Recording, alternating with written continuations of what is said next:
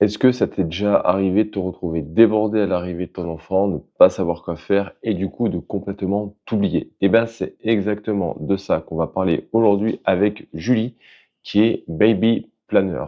Tu vas découvrir son métier, mais aussi toutes les choses qui sont liées à l'arrivée de bébé pour pouvoir réussir à passer du temps en tant que maman, mais aussi en tant que femme. Let's go! Salut Julie, comment ça va? Ça va bien et toi? Ah, nickel, nickel, nickel. Alors, j'aime bien toujours le salut, ça va, alors que ça va faire 40 minutes qu'on discute en off, Oui, mais mais c'est ça pas me fait grave. toujours plaisir. Mais bon, on va continuer les politesses. Non, ouais, génial. Merci déjà de venir sur le podcast. Merci à Et ce toi. que je vais te proposer, en fait, parce que pour le coup, j'ai découvert ton métier vraiment par le hasard d'Instagram Oui. et des algorithmes et autres. Mais pour le coup, voilà, Baby Planner, moi, je connaissais pas du tout. Je pense qu'il va y avoir beaucoup de personnes qui ne connaissent pas non plus. Mm. Ce que je te proposais, c'est peut-être te présenter toi Oui. et, euh, et présenter un petit peu cette activité. Alors bah, moi, c'est Julie. Alors j'ai géré pendant 15 ans dans la communication et là, j'ai fait un tournant à 360 pour faire court. Je suis donc baby planner. J'ai créé ma marque, donc Nous et Toi. Alors baby planner, c'est un grand mot. Je te dirais qu'il y en a beaucoup qui croient que je fais des baby showers, que je travaille dans l'événementiel, mais pas du tout. Donc moi, je leur ai dit, bah non, c'est pas du tout ça. En fait, moi, je suis un petit peu la Mary Poppins ou le couteau suisse des jeunes et futurs parents, en fait. Parce que je suis là, en fait, pour alléger complètement toute cette charge mentale qu'on a quand on devient parent. Dans toute l'organisation, on va dire, logistique. Je suis là un peu pour planifier tout ce que vous allez vivre avant ou après l'arrivée de bébé.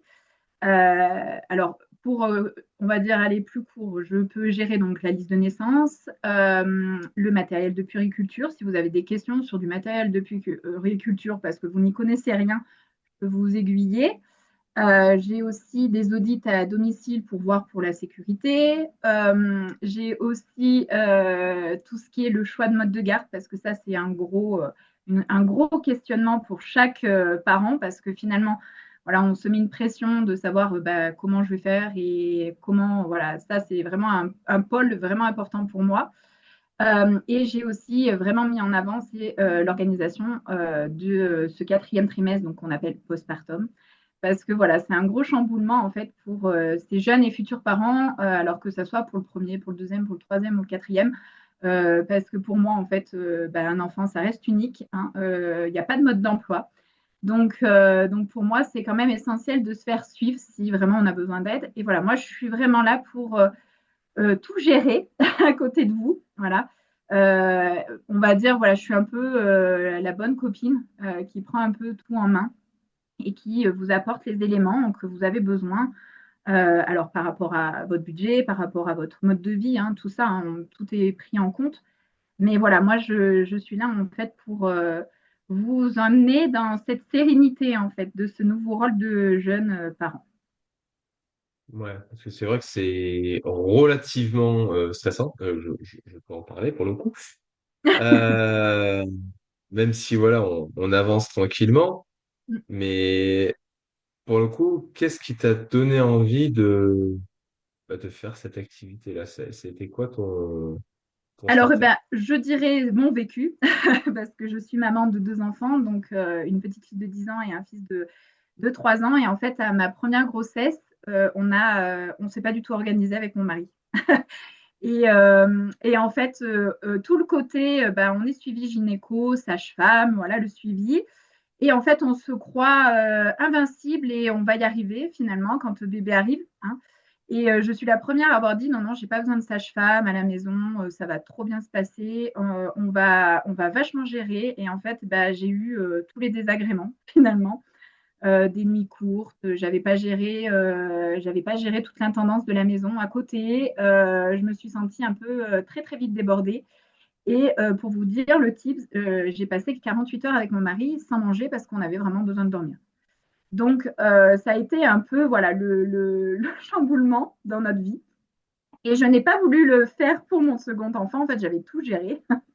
J'ai essayé de faire au mieux finalement pour tout reconstruire. Et la parentalité a toujours été quelque chose qui me plaisait. Et à la naissance de mon second enfant, j'ai fait une reconversion en fait en tant que baby planner. Et là, je me suis dit, j'ai envie d'apporter bah, ce que moi j'ai vécu, pas que, hein, mais voilà, c'est pour ça que nous et toi, en fait, à mûri.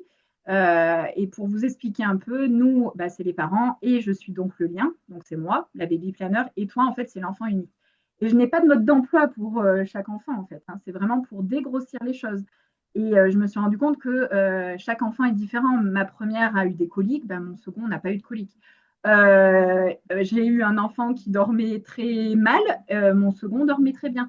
Donc en fait, je ne peux pas vous donner toutes les tips, mais voilà, je serai là pour vraiment vous aider à y voir plus clair en fait, et cas par cas, voilà, et dégrossir toutes ces interrogations que vous pouvez avoir, voilà, tout au long de cette grossesse et le après aussi, voilà. Ouais, c'est vrai que chaque grossesse est unique. Alors moi, je le vois des fois, alors durant les grossesses, parce que ça m'est arrivé d'accompagner des personnes en prépartum, et je le vois surtout dans mon cas à moi en postpartum, même au-delà du postpartum, pour le coup, des fois 2 ans, 3 ans, 4 ans après, quand bébé est grand, tu commences à se dire, bon, bah, on va l'envoyer à l'école.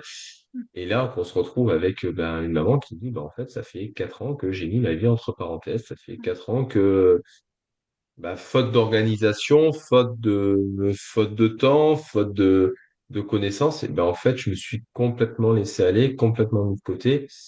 Et quand bébé va à l'école, bah là, c'est la douche froide en disant, il y a un vide qui se crée et ça peut être un peu compliqué de se retrouver en face. Et, et je- pour le coup, est-ce qu'il y a des erreurs, 3, 4, 5, est-ce qu'il y a des erreurs que tu vois de manière, entre guillemets, récurrente chez les parents que tu accompagnerais? Du coup, c'est quoi peut-être les plus grosses erreurs récurrentes que tu pourrais trouver ou on va dire, les difficultés qu'ils rencontrent? Et ben, moi, je dirais en fait, c'est que moi, les trois conseils que je donne le plus souvent au départ, hein, c'est vraiment c'est de s'écouter, de communiquer et de se faire aider, en fait. Parce que voilà, on s'écoute plus parce que bah, au départ, je vais dire qu'une maman ressent tout dès le départ quand le bébé bouge. Le papa est passif, donc il ne vit pas du tout la même chose. Donc, en fait, je pense que c'est beaucoup communiquer, savoir les besoins de chacun avant que bébé arrive. Et c'est pour ça que je commence dès le départ à 4-5 mois de grossesse, parce que il y a beaucoup de choses à mettre en avant, en fait, les besoins de chacun, finalement. Et surtout, c'est que le papa, il y en a beaucoup hein, qui disent mais qu'est-ce que je peux faire, moi, ben, pendant ce temps que la maman est enceinte, les effets, tout ça, qu'est-ce que je peux apporter? Donc, il y a plein d'autres choses à voir. Donc, je me dis, voilà, tisser un lien autre avec bébé, finalement. Donc là, par mon accompagnement, il y aura éventuellement à mettre beaucoup en avant le coparent parce que ça me tient vraiment à cœur. C'est trouver des solutions, voilà, pour qu'ils ne se sentent pas trop spectateurs. Voilà. Du Vraiment, coup, en fait, on peut faire autre chose que monter les meubles. voilà. Voilà, ça, c'est quelque chose qui est important pour moi. Et il y a aussi, c'est que l'organisation, il y en a beaucoup qui croient, il faut que je fasse une chambre parfaite, une liste de naissance horrible avec plein de choses, parce que j'ai entendu ça, il faut faire ci, il faut faire ça, machin. Il faut arrêter. Il faut arrêter d'avoir une liste de naissance énorme parce que, en fait, en soi, alors pour moi, les essentiels pour bébé, c'est qu'il ait un lit. Alors, oui, un lit ou dans la chambre ou dans sa chambre, ça sera à voir. Pour dormir, des vêtements, voilà, le nécessaire avec une liste. Hein, ça, c'est dans mon accompagnement, vous l'aurez. Par rapport à son sommeil. Après, il ne faut pas avoir le gadget pur et dur parce que qui ne sert à rien. Voilà, c'est ça que j'ai envie. C'est la liste de naissance, il ne faut pas se mettre une grosse pression. Donc, en fait, ça, on peut le travailler ensemble et trouver des essentiels autres. Voilà, pour organiser. après. Donc, par exemple, tout ce qu'on oublie par rapport à l'organisation des plats, voilà, ça peut être quelque chose à mettre sur la liste de naissance, un shooting photo pour immortaliser cet instant. Il y a encore plein, plein, plein de choses, mais du côté bien-être, hein, finalement, voilà. Il ne faut pas s'oublier parce qu'on on en a parlé. La maman s'oublie après quand le bébé est là. Eh ben, il y a des choses, des solutions, des choses que vous pouvez faire, des petites parenthèses pour vous. Voilà. Le matériel, voilà, pour moi, c'est pas la priorité en fait. C'est qu'on met beaucoup, beaucoup, beaucoup de choses qui ne servent à rien. Voilà. Et c'est ça que j'ai envie de mettre en avant. Et après, pour moi, l'essentiel, c'est d'organiser en fait le après. C'est ça que j'ai envie de mettre en avant aussi. C'est que il faut savoir comment vous allez vous organiser quand le bébé arrivera, les mots que la maman peut avoir finalement, parce que bah, il y a des choses voilà qui arrivent, qui peuvent être on va dire un peu dérangeants pour le papa, savoir comment s'organiser. Donc voilà, pour moi, il est essentiel de prévoir tout ça. Là, on peut faire un planning voilà, pour savoir les tâches précises, même pour les papiers, parce que ça aussi, vous allez avoir beaucoup de papiers à gérer. Donc voilà, ça, voilà, pour moi, c'est essentiel aussi de le faire. Après, il y a le côté émotionnel aussi. Que je trouve important parce qu'on s'oublie hein, quand on devient maman, parce que bébé, ou papa aussi, hein, parce qu'il y a aussi les papas aussi qui ne trouvent pas leur place et voilà, c'est compliqué. Et donc, c'est pour ça que là, je parle de la communication parce que voilà, vous allez vivre des choses un peu, voilà, ça va vous chambouler la vie finalement. Voilà, le rythme de la famille, c'est autre chose que d'être à deux. Donc voilà. Et voilà, les activités, voilà, il faut vraiment se faire un planning de béton et surtout, bah, si vous êtes dans votre ville avec votre famille proche, ça va. Mais si vous êtes seul, éventuellement trouver des amis proches qui peuvent vous seconder ou une sage-femme à domicile. Voilà, des choses pour vous aider au maximum. Et c'est là où je vous dis, se faire aider, c'est important. Et il ne faut pas culpabiliser de se dire j'ai besoin d'avoir 2 heures pour moi pour prendre juste une douche. Voilà. Et c'est pour ça, dans mon accompagnement, on peut trouver des solutions pour alléger tout ça.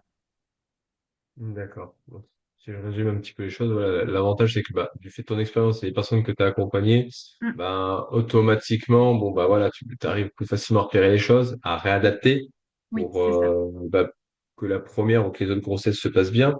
Mm. Bah, le côté un peu fun, on est tous là à vouloir prendre des gadgets dans tous les sens. Je me suis retenu pour le moment la poussette de course, même si elle fait partie des choses que je veux. Mais ça serait quoi pour toi, voilà, les trois gadgets qui sont pas essentiels, qui sont pas intéressants, pas pertinents en fait sur le départ? Alors moi, je dirais, il y a un appareil qu'il faut surtout pas prendre, mais après, voilà, c'est un conseil, ne pas mettre le trotteur. Ça ne sert à rien. Il y a aussi l'appareil qui chauffe le lait, qui met donc la poudre et qui vous chauffe le lait. Non, non merci, parce que je trouve que c'est un gadget qui ne sert à rien. Je savais même pas que ça C'est du existait. gain de temps pour certains, mais c'est pas du gain de temps parce qu'on ne sait pas la chaleur qu'il y a et le volume de lait que vous avez en poudre. Donc voilà, je Ouais. trouve que c'est un gadget qui ne sert à rien. Après, je vous dirais, même tout ce qui est cuit-vapeur pour l'alimentation de bébé, c'est pas ce qu'on a besoin dès à présent. Ça, c'est vraiment en option. Il y en a beaucoup qui vont le mettre, qui vont anticiper en fait 6 mois après la naissance de bébé, mais non, en fait, vous allez à l'essentiel dès le départ. Mhm. Euh, et après, le quatrième, je dirais tout ce qui peut être gadget qu'on entend sur Internet, des trucs, même. Alors, s'il y a quelque chose au niveau de la sécurité, ils nous disent les coussins pour bloquer bébé dans le lit. Ça, c'est des trucs, n'écoutez rien, ça ne sert à rien. Bébé, il peut dormir comme nous ou surélevé éventuellement, mais il faut arrêter d'acheter des gadgets pour sa tête, pour restructurer la tête, pour caler bébé. Voilà, pour moi, l'essentiel, c'est qu'il soit libre de ses mouvements. tout en sachant que bébé, au départ, il a besoin d'être coucouné, donc vous n'avez pas besoin d'acheter un lit. Voilà, là, le type que j'aurais dit, c'est n'achetez pas un grand lit, commencez par des espaces plus confinés que des grands lits, quoi, finalement. Euh, et après, oui, je pense que j'aurais vu un peu tous les gadgets. Voilà, c'est surtout qu'on est comme on voit sur Internet, il y a tout, on a envie d'acheter tout, tous les nouveaux gadgets qu'il peut y avoir, mais en fait, l'essentiel, c'est qu'il ait un endroit pour dormir, manger, s'éveiller. Voilà, le tapis d'éveil est important quand même. Euh, et pour se promener. Donc finalement, le plus urgent, c'est poussette et siège auto. Voilà.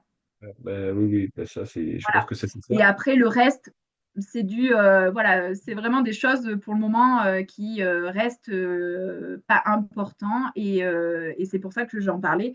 Je préfère mettre en avant plutôt les choses qu'on peut garder, des choses souvenirs parce que ou faire une cagnotte finalement, même demander juste une cagnotte et après au cas par cas, comme en plus mon accompagnement c'est du cas par cas, et ben, on peut après se permettre de se faire aider lors du quatrième trimestre finalement. Voilà.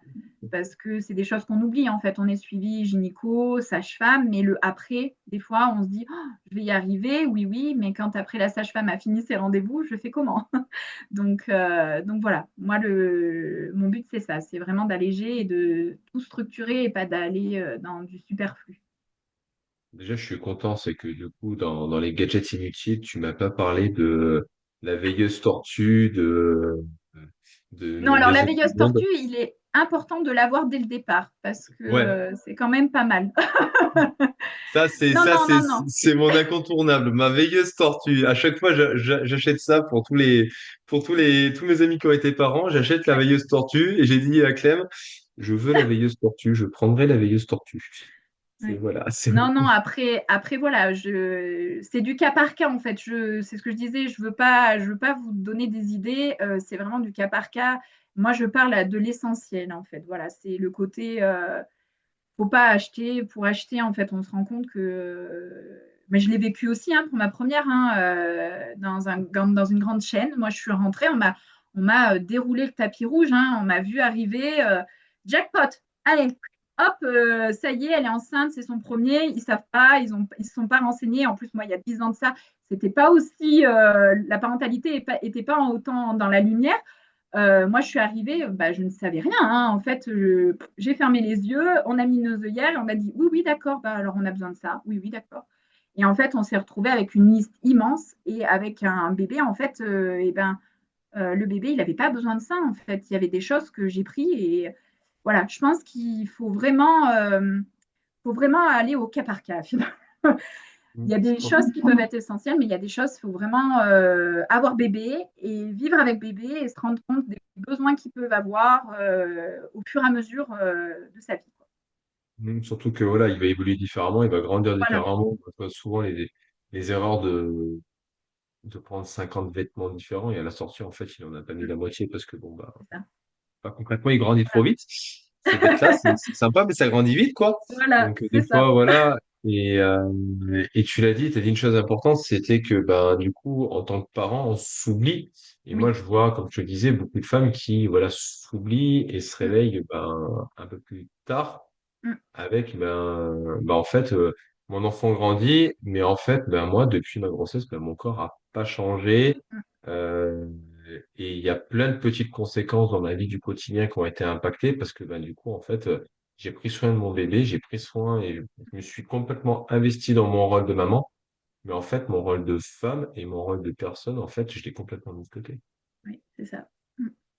Alors après, moi, ça pourrait être un lien entre nous, c'est que j'avais fait une formation alimentation postpartum parce que ça me tenait à cœur vu que j'avais vécu deux postpartum différents finalement. Et j'ai moins récupéré pour ma première parce que voilà, la première, on ne sait pas. Et le deuxième, j'ai vite récupéré ce que je voulais finalement, même si mon corps a changé. Et je me suis un peu spécialisée là-dessus. Et c'est vrai que je me suis rendu compte que oui, on faisait moins attention et on a moins de temps. Donc, pareil, dans mon accompagnement, je dis si on n'a pas le temps de cuisiner, il ne faut pas prendre des trucs à la va-vite et tout ça. Donc là, j'ai des accompagnants, des experts dans ce domaine-là avec on va dire des abonnements pour mieux manger finalement quand on n'a pas le temps. Et ça, c'est important aussi de le prévoir en se disant, bah, je ne vais pas culpabiliser de me dire, j'ai pas le temps de manger, je mangerai une pizza. Donc voilà, je suis plutôt dans ce fait-là, c'est de la récupération après l'arrivée d'un bébé, que ça soit la maman ou le papa, hein, parce que le papa aussi peut vivre même, la même chose finalement, de s'oublier, se dire, bon, bah tant pis, on n'a pas le temps de manger, bon, je prendrai McDo. Voilà, c'est ça que c'est l'engrenage qu'on peut avoir et ça me tient à cœur et c'est pour ça que j'avais envie de se faire ce podcast avec toi, c'est que il y a un lien entre nous. En fait, c'est ce côté, j'ai quand même envie de prendre soin de moi. Le côté alimentation, c'est quand même important parce que ce qu'on ne fait pas dès le départ, en fait, on surstocke avec tout le train-train quotidien. Je suis la première à le dire. Voilà, j'ai plus le temps. On n'a plus le temps après quand l'engrenage familial prend le dessus. Donc c'est important, voilà, d'établir un peu. Et c'est pour ça que voilà, je pense que ça peut être lié l'accompagnement grâce à un coach sportif, mais il y a le côté alimentation aussi qui est important. Donc après, voilà, moi toi, tu as une diététicienne, mais moi j'ai aussi une diététicienne avec moi en tant qu'experte.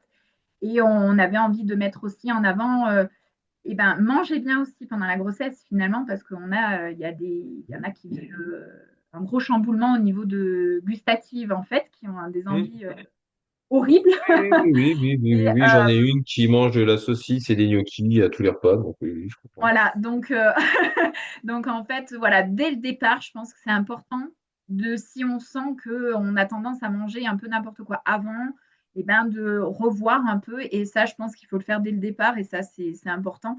Et surtout anticiper, et c'est pour ça le quatrième trimestre, je trouve qu'il est important, c'est d'anticiper, de prévoir, d'avoir les placards pleins de choses pour pas avoir envie d'acheter plein de merde, hein, pour parler poliment, et d'aller au plus rapide.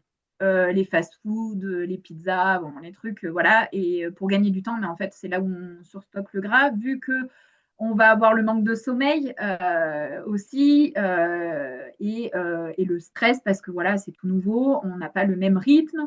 Il y a beaucoup d'éléments, des mots que voilà, il faut vivre voilà, faut vivre au rythme de son enfant, donc on perd un peu cet équilibre, et puis on n'est plus un couple, on est des trois ou quatre des fois, ou même cinq. Malheureusement, il y a des fois des triplés, donc c'est compliqué de tout gérer. Et je pense que voilà, l'alimentation est important pour moi. Donc c'est pour ça que j'avais envie aussi de mettre ça en avant, c'est de bien prévoir des choses saines.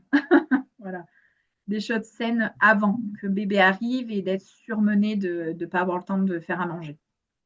Et je suis d'accord avec toi et ça, moi, c'est un conseil que je donne très régulièrement d'organiser, de préparer en amont parce que, ben, oui, on a l'impression que c'est une charge mentale, en fait, qu'on se rajoute de préparer en amont, de prévoir ce genre de choses. Alors que, ben, en fait, quand tu vas être dans le feu de l'action, en fait, ça va te faciliter la vie. Oui. Et ça va te permettre d'avoir pas mal d'énergie parce que, bah, mine de rien, si ton sommeil est impacté, Mm, si ton niveau de stress est impacté, parce que surtout quand c'est ton premier enfant, mm, mm. bah, en fait, ben, autant déjà peut-être enlever ce facteur alimentation de l'équation en se disant, bon, bah, j'ai pas besoin de me prendre la tête, j'ai juste à faire réchauffer au micro-ondes des choses que j'ai préparées il y a X temps, et le congélateur est ton meilleur ami. Moi, c'est ce que je dis, voilà, il faut prévoir tout ça pour avoir le moins de charge mentale en plus. Voilà, avoir plus de temps. Et c'est vrai que moi les essentiels pour moi, c'est le côté bien-être et pour avoir du temps pour bébé, en fait. Parce que tout ce côté-là, s'il n'y a plus cette surcharge de faire toute la gestion à côté, en fait, on est centré sur quand bébé dort, je dors. Les tâches ménagères, tant pis. Voilà, c'est ça que j'ai envie de leur dire, c'est qu'il y a des choses, ouais, il faut arrêter de vouloir être Wonder Woman quand on se retrouve, surtout, on va dire, pendant quelques mois, vous allez être avec papa, ça va être bien, mais quand papa va plus être là, il va falloir tout gérer l'intendance, tant pis. Voilà. Si c'est pas maintenant, faut pas culpabiliser de dire j'ai pas eu le temps de faire ça. Voilà, il Là, faut qui est un peu le perfectionnisme. Voilà. Alors, je suis la première à dire que voilà, moi, je suis très perfectionniste, mais en fait, je me dis, il faut arrêter le lâcher prise. Il y a des fois, voilà, bah, c'est pas parfait, tant pis, j'ai pas le temps. Euh, voilà, il y a des possibilités de voir lors de mon accompagnement d'autres choses, en fait, finalement. On peut se faire aider autrement si on n'a pas le temps de faire les tâches ménagères, le linge. Voilà, si vous avez besoin d'avoir des gens qui viennent, voilà, dans mon accompagnement, on peut voilà, y voir et dégrossir tout ça. Voilà, c'est surtout ça que moi j'ai envie de mettre en avant, c'est qu'on tisse au fur et à mesure, lors de mon accompagnement, tout ce que vous pouvez avoir besoin. Et le après, on peut l'anticiper, mais ça peut changer. Donc après me voir, ben, on va se revoir dans un mois et vous allez me dire, non mais là ça va pas du tout, il faut vraiment que je trouve un autre moyen. Et ben on trouvera d'autres moyens pour y voir plus clair, pour pas arriver à avoir un conflit entre vous, de plus avoir de communication. Voilà, c'est ça que j'ai envie de mettre en avant. Et c'est pour ça que moi, mes trois essentiels, c'est ça, hein. C'est s'écouter, communiquer et se faire aider. Et ça, faut pas l'oublier. Voilà, les trois essentiels, pour moi, c'est ça. Je suis d'accord avec toi, je suis d'accord avec toi là-dessus. Et si on devait résumer on va dire en 5 points, en, en 5 outils, 5 étapes, 5 astuces, je sais pas trop comment on pourrait le tourner ça, mais voilà, qu'est-ce que tu conseillerais en fait aux parents? Se dire, OK, là aujourd'hui tu sais que tu vas avoir ton enfant, Mm, mm. bah, peut-être voilà, check ça au départ, check ça après, et déjà si tu as ça, déjà t'es bien. Alors, moi, déjà, d'une, c'est organiser sa maison. Ça, c'est sûr. Euh, Par exemple, bah, vous ne savez pas comment faire par rapport à la sécurité ou comment vous allez mettre bébé. Ça, il faut savoir où vous allez mettre bébé, tout en sachant que ça va changer peut-être quand bébé sera là. Mais déjà, checker, savoir, voilà. Vraiment, après, planifier tout ce qui est administratif et médical. Ça, c'est très important que vous sachiez comment, voilà, le mode de garde, ça, c'est important. Je vais revenir là-dessus, mais c'est très important de savoir parce que ça, c'est une charge mentale en moins de savoir que bah, qui c'est qui va garder bébé et comment vous allez gérer. Le soutien émotionnel et pratique, donc comme je vous avais dit, hein, ça aussi, que ça soit une personne de confiance ou que papa fasse des choses, des tâches, maman fasse des tâches, voilà, que tout soit, on va dire, organisé avant l'enfant. Je pense que le matériel, il faut y arrêter de vouloir avoir plein de matériel, liste de naissance. On met toujours un point à faire là-dessus. Je vous ai donné plein de tips. Mais voilà, je pense qu'il faut arrêter de. Voilà, l'essentiel, c'est tout organiser lors de ce quatrième trimestre, qui est quand même très important. Et surtout, voilà, planifier vos repas, on va dire pendant le premier mois, voilà, pour que vous soyez soulagés et prendre du temps pour vous retrouver en famille. Voilà, c'est ça que j'ai envie aussi de le mettre en avant, c'est faire des choses pour vous retrouver et que bah voilà que ça soit des moments que vous immortalisez à chaque seconde, avoir du temps pour vous. Alors ça c'est compliqué hein, au départ parce que voilà c'est des choses à mettre en place parce que vous étiez deux et d'un coup hop mais voilà il est important de se trouver du temps pour se retrouver à trois et après à deux hein, aussi ne pas culpabiliser de trouver du temps pour vous deux aussi, parce que vous restez un couple avant tout. Voilà. Tout à fait. Je suis d'accord avec toi. Je pense que Mm, c'est souvent des étapes importantes. L'arrivée d'un enfant, ça chamboule pas mal de choses mm. et pas oublier de se retrouver en couple et de pas culpabiliser de ne pas être que des parents, mais aussi d'être des êtres humains, d'être un couple Et et des on personnes. reparle du perfectionniste et tout ça, en fait. C'est ça qu'il faut arrêter quand on est seul. On a l'impression, voilà, on est un peu le nombril, voilà, on est que soi, finalement, ou on est que en couple. Il faut arrêter de vouloir que ça soit tout parfait. Voilà, là, je pense que c'est ça qu'il faut vraiment se mettre dans la tête, c'est que on apprend à être parent au fur et à mesure, en fait. Voilà. Et pas se mettre une pression. Voilà. Génial. Euh, S'il y en a qui veulent te retrouver, qui veulent avoir plus de conseils, savoir comment t'accompagnes, parce que du coup, ben voilà, tu es sur du personnalisé, donc bon, ben ça dépend du cas de chacun. Voilà, Où c'est est-ce ça. qu'on peut te retrouver? Comment ça se passe? Alors moi, je suis sur les réseaux. Il y a Facebook, mais alors je suis plutôt sur Instagram. Donc c'est arrobase nous-du-6. Alors c'est un peu long. Tiré On du nous dit 6 en et toi. description, Bon, mais voilà. Et après, j'offre des appels découvertes de 15 minutes pour qu'on voit bah, selon vos besoins finalement. Et après, ben, c'est sur devis parce que ça sera au cas par cas. Et après, on en rediscute voilà, pour voir ensemble, on va dire, un pack qui peut vous correspondre. Parce que voilà, Mhm. j'ai des packs, j'ai des interventions éventuellement individuelles avec à l'unité. Ou après, là, je suis en train d'élaborer des ateliers collectifs. Et j'aimerais, voilà, j'arrête pas d'en parler, mais j'ai envie que la maman et le papa soient là parce que c'est important. On vit ça à deux et que les choses soient établies et le ressenti n'est pas le même. Donc voilà, je suis en train de voir pour faire des ateliers qui soient pour les deux finalement et éventuellement avec bébé. Voilà, c'est des choses que j'ai envie de mettre avec bah, tous mes experts aussi. J'ai quand même des experts dans tous les domaines. Donc, que ça soit l'allaitement, le portage, le côté bien-être, une diététicienne. Bon, voilà, il y a plein de corps, de métiers et de domaines qui me tiennent à cœur.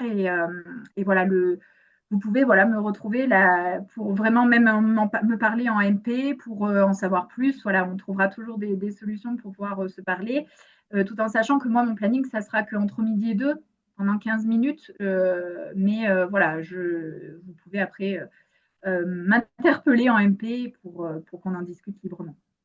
super. Bah, de toute façon, je mettrai de toute façon voilà, le lien directement de Oui, parce ton que réseau en description. mon lien de ma marque est très très long. Voilà, mais je mettrai le lien en description. Vous aurez juste à Voilà. cliquer. Ça sera le premier lien en description. Comme ça, vous serez tranquille. Merci beaucoup, Julie. Bah, merci à Euh, toi. et bravo pour ce que tu fais parce que pour le coup, Bah, moi, je me dis, alors, c'est ce que je vais finir par, parce que j'ai trouvé un slogan pour nous et toi, et j'aime bien le mettre en avant, c'est écrivons ensemble votre histoire de famille, et ça, c'est important, en fait. Chaque étape de la vie de parents, je le construis avec vous, donc je pense que c'est ça, en fait, que j'ai envie de mettre en lumière. et c'est un beau mot pour la fin. Moi, c'est arrête d'enfiler des perles, mais le tien est plus Voilà. Donc, j'ai génial. trouvé mon petit slogan, donc voilà. Belle journée. Belle journée à toi, et encore merci. Salut. Avec